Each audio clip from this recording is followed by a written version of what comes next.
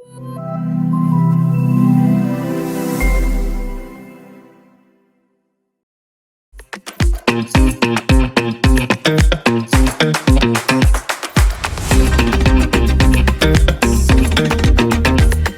Sobat Invest, jumpa lagi di podcast DPMPTSP Kaltim.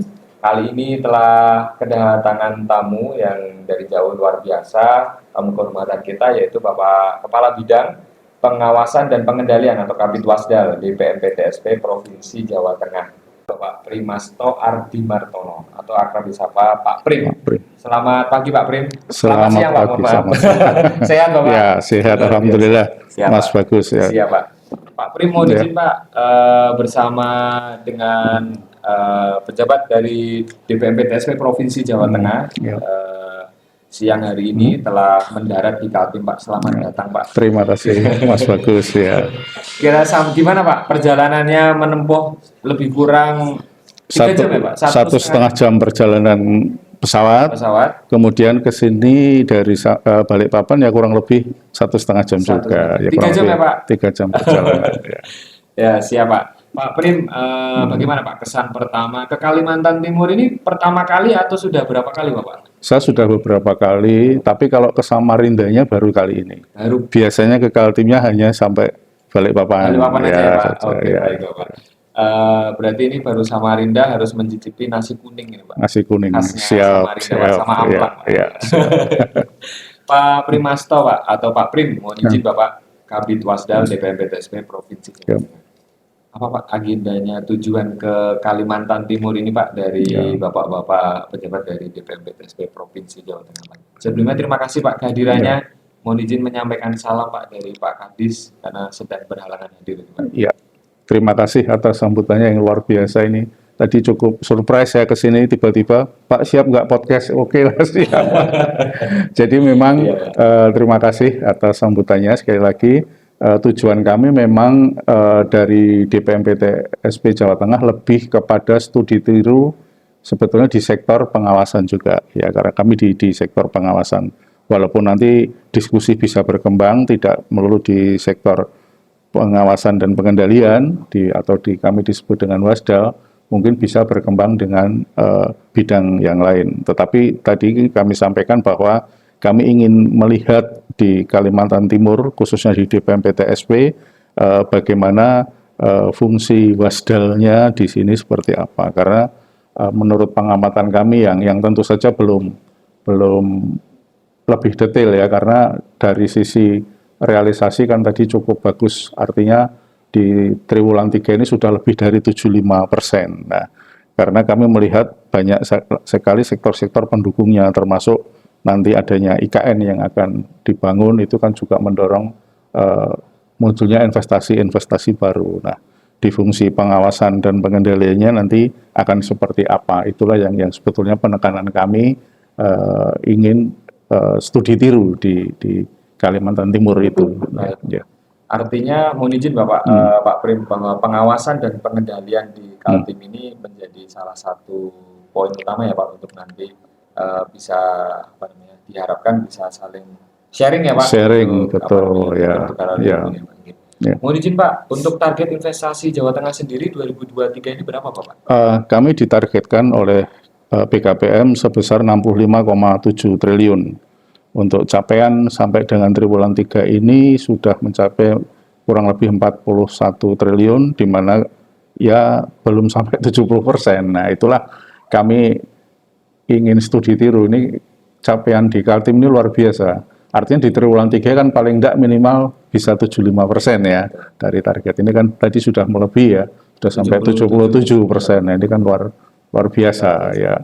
Karena saya yakin bahwa untuk capaian ini pasti tidak lepas dari fungsi pengawasan dan pengendalian. Karena satu-satunya tolok ukur untuk menilai itu kan dari laporan LKPM yang masuk. Nah itulah fungsi itu menurut kami itu adalah fungsi yang sangat penting bagaimana bisa mendorong realisasi investasi itu.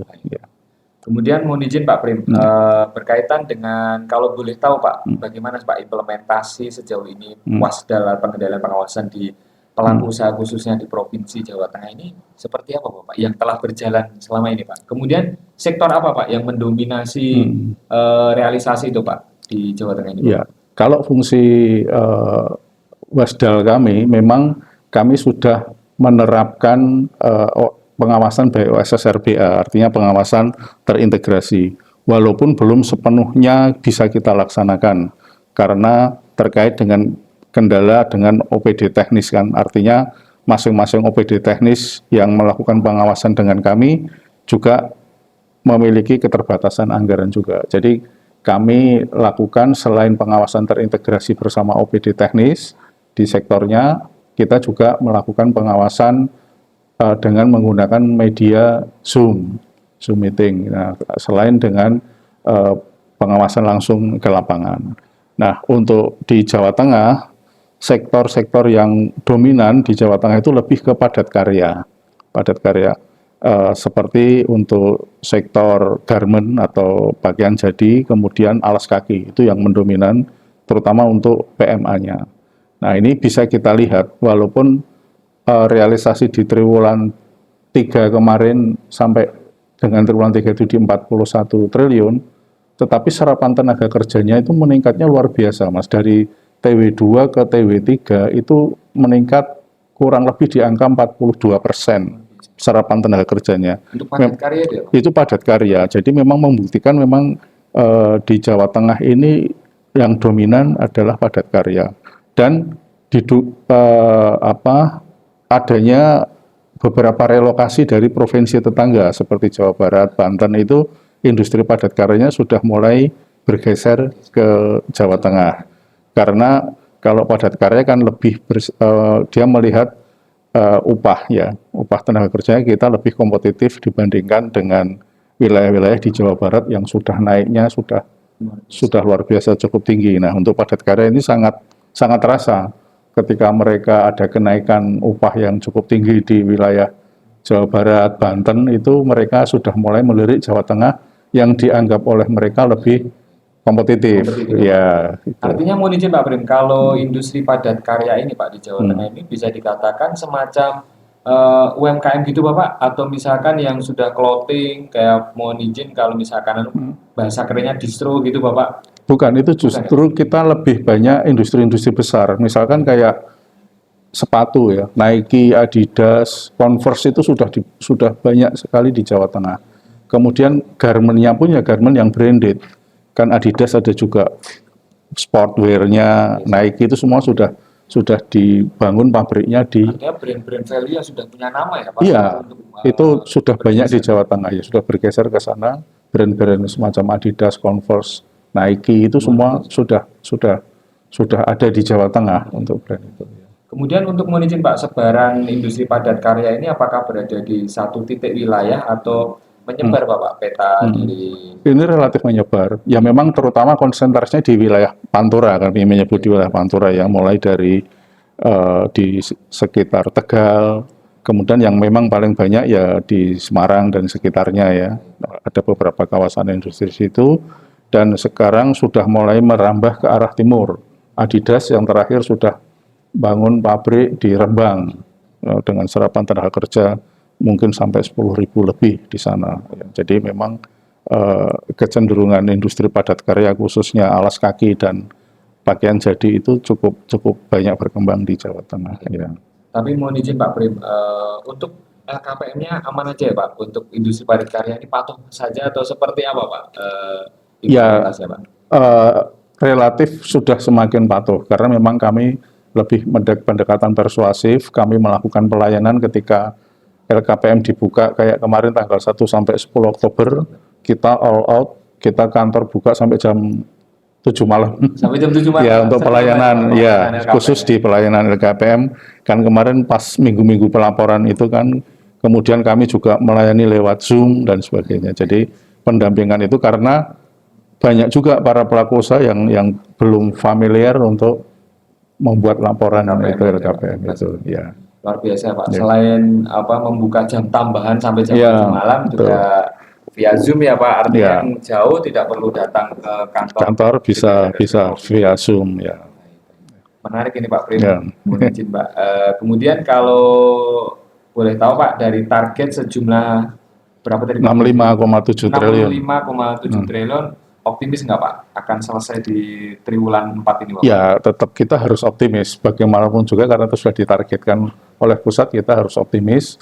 Makanya kemarin Ibu Kepala Dinas kami menanyakan apa Wasdal ini program di triwulan 4 apa terobosannya. Nah, kami kemarin siang rapat dengan teman-teman di Wasdal, tim kami, ke depan akan kami terapkan target per individu. Jadi staf kami yang kurang lebih 18 orang itu setiap individu ditarget. Target untuk LKPM yang masuk misalkan 500 miliar si A ini, jadi sehingga nanti kekurangan itu harapannya bisa dipenuhi dari target masing-masing. Baik, Pak. Ini menarik Pak. Satu staf akan kami target KPM itu punya target harus menginput atau meng-hire pelaku sampai berapa Pak? Kita belum menentukan angka, tinggal nanti kita akan membagi kekurangan kita berapa. Baik. Nanti terhadap potensi teman-teman juga kita lihat tidak sama, tapi angka sementara itu sekitar 500 miliar per orang untuk bisa memasukkan nilai LKPM. Luar biasa Ya. Pak. Satu staf lebih kurang 500 miliar, ya, betul. Target yang harus kita penuhi ya. Karena masing-masing kan ketika ke lapangan mereka juga masing-masing sudah punya kontak pelaku usaha, jadi mereka bisa mendorong dan memfasilitasi juga manakala ada kesulitan bisa melakukan pendampingan pengisian LKPM itu. Termasuk jemput bola ya Pak? Betul. Lebih tepatnya bisa dikatakan begitu ya. Pak Prim, mohon izin Pak, kalau boleh tahu hubungan secara investasi ya Pak, Jawa Tengah dengan Kalimantan Timur ini menurut pandangan Pak Prim seperti apa Pak?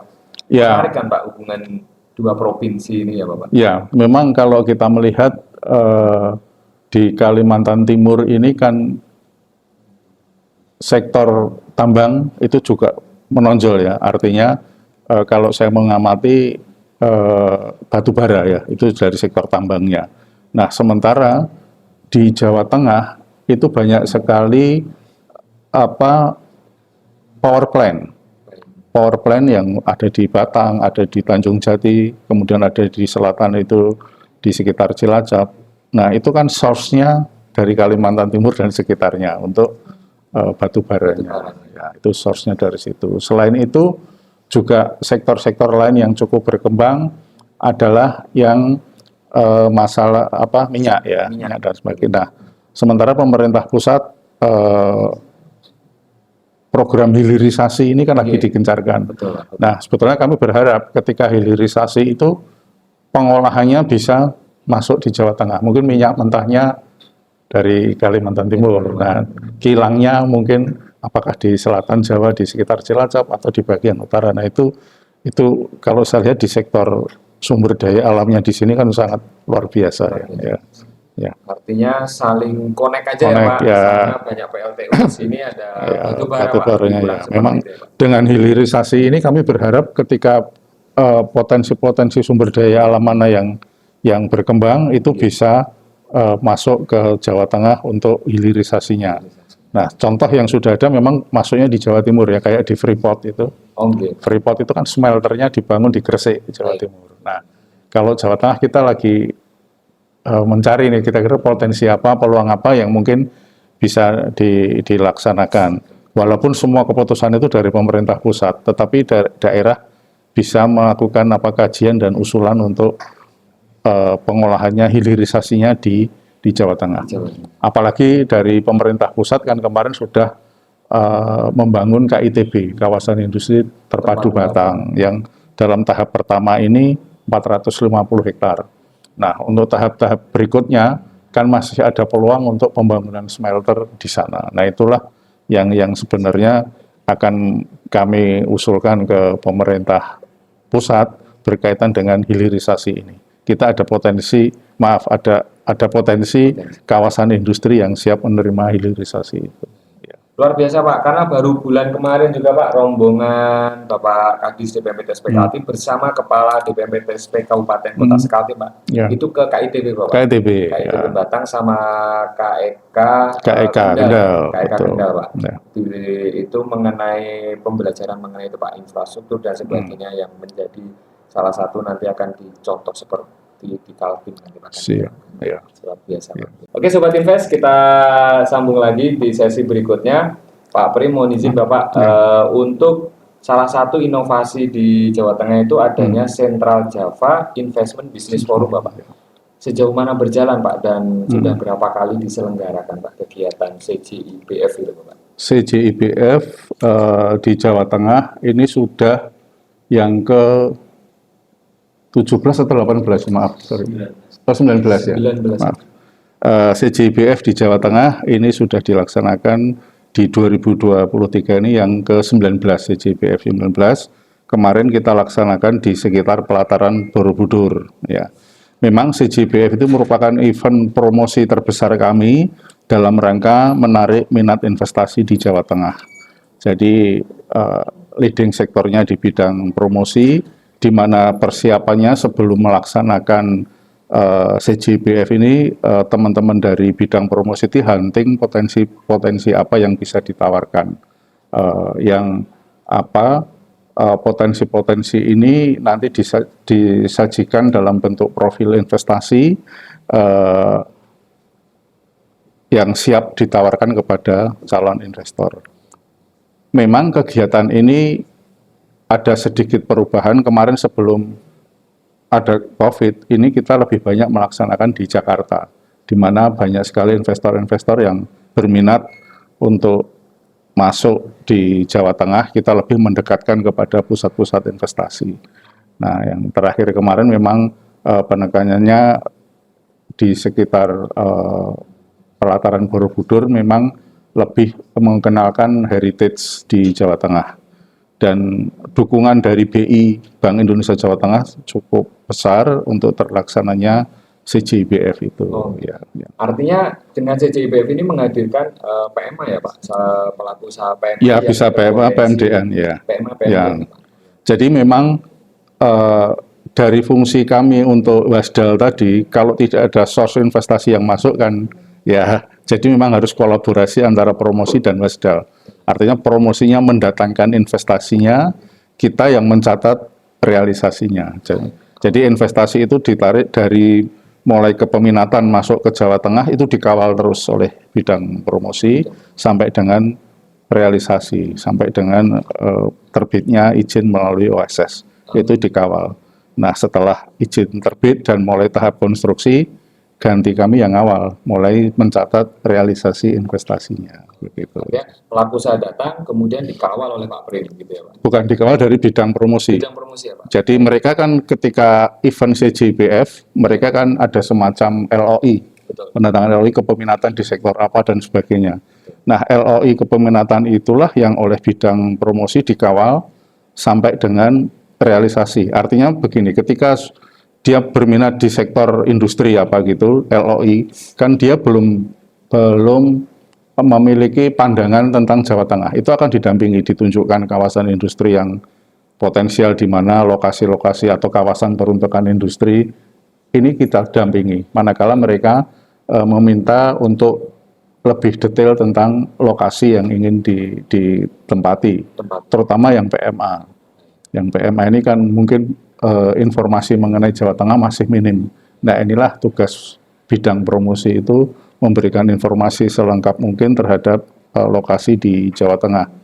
Nah, sampai mengawal sampai dia realisasi. Nah, ketika sudah realisasi, sudah konstruksi, bolehnya pindah ke Wasdal. Bagaimana supaya realisasi ini sampai dengan tahap produksi, ini terus kita kawal. Ya. CJIBF itu artinya juga salah satu pengungkit ya Pak? Pengungkit, betul sekali. Ya, ya. 36 kabupaten kota ya Pak? Ya, betul.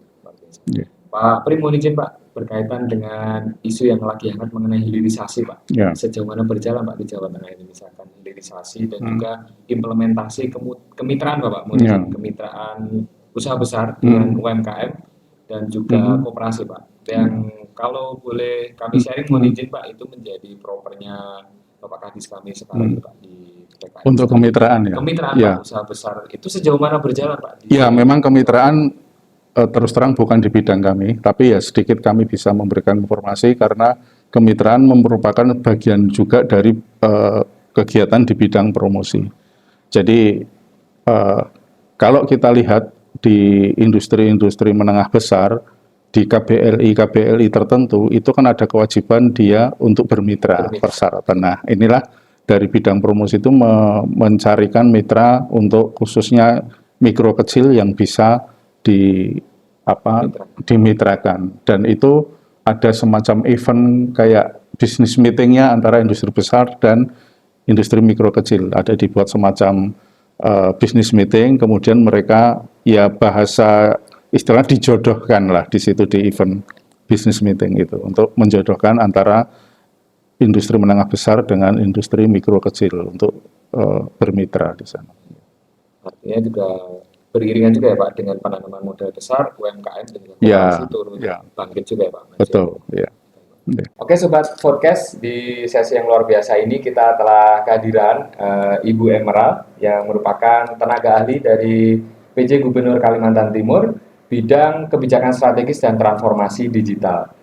Juga masih sama bersama Pak Primasto Ardi Martono, Kabid Wasda DPMPTSP Jawa Tengah.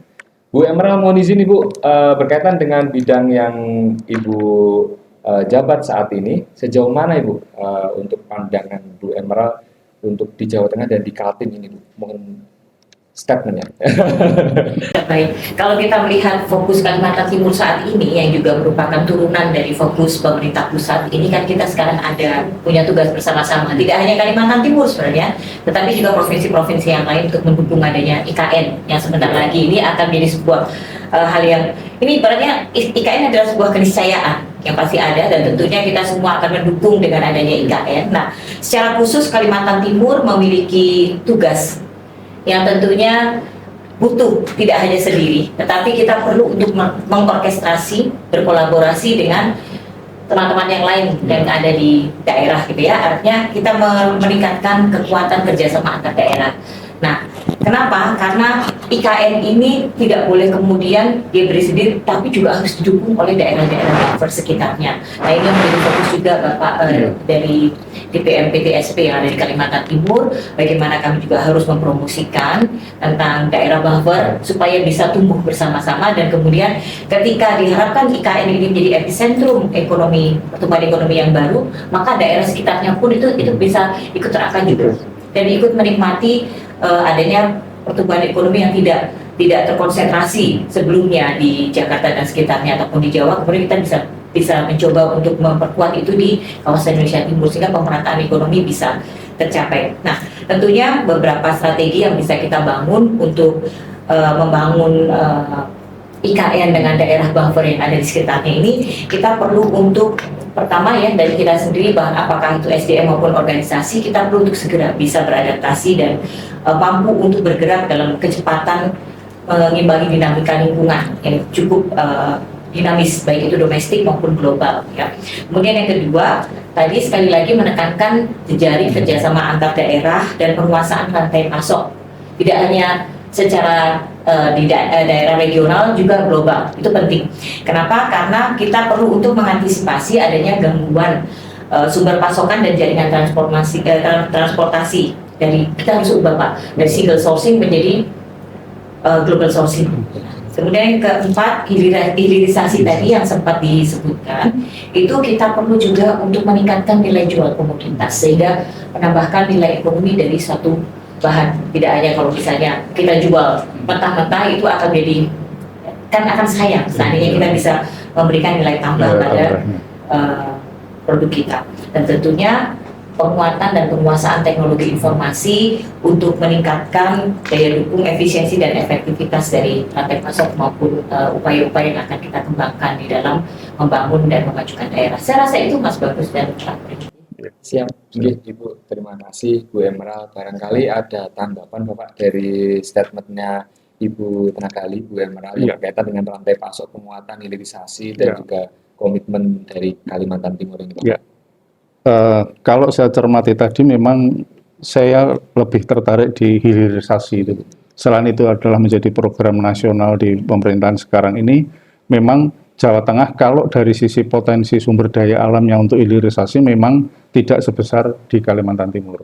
Nah, tetapi di kami memiliki infrastruktur yang berupa kawasan industri yang siap melaksanakan proses hilirisasi itu. Yang mungkin tadi di awal sudah kami sampaikan, barangkali dengan sumber daya alam atau dari Kalimantan Timur ini sebagai source-nya, kemudian hilirisasinya bisa diolah di Jawa Tengah, khususnya di kawasan industri yang saat ini sedang disiapkan oleh pemerintah pusat, yaitu di KITB, kawasan industri terpadu Batang. Ini harapannya kerjasama antar daerah ini bisa terwujud melalui proses hilirisasi itu. Ya. Baik Pak Primasto dan Bu Emerald. Jadi lebih kurang hilirisasi ini menjadi salah satu penjembatan ya Bu untuk Kalimantan Timur dan Jawa Tengah lebih erat lagi ya Bu. Baik. Terima kasih Pak Primasto dan juga Bu Emerald. Mohon izin closing statement Pak berkaitan dengan kunjungan dan juga harapannya Pak hubungan Kalimantan Timur dan Jawa Tengah ini seperti apa Bapak? Mohon izin Bapak. Ya, jadi sebagai closing statement kami mengharapkan bahwa kerjasama antara Kalimantan Timur dengan Jawa Tengah ini bisa lebih mendorong pertumbuhan ekonomi di masing-masing wilayah, di mana proses hilirisasi inilah yang sangat kita harapkan untuk mendorong pertumbuhan ekonomi di kedua wilayah itu. Baik. Kemudian mohon izin Bu Emerald melengkapi atau menambahi closing statement dari Ibu yang luar biasa sudah hadir. Selalu ada hal-hal yang baik dalam sebuah niat yang baik dalam kerangka kerjasama maupun kolaborasi. Apakah ini nanti akan membawa sebuah manfaat yang lebih baik tidak hanya di Kalimantan Timur tetapi Jawa Tengah, tapi juga kita bisa rasakan untuk daerah-daerah yang lain dengan semangat untuk bekerja sama dan semangat untuk membangun bangsa, kita bisa.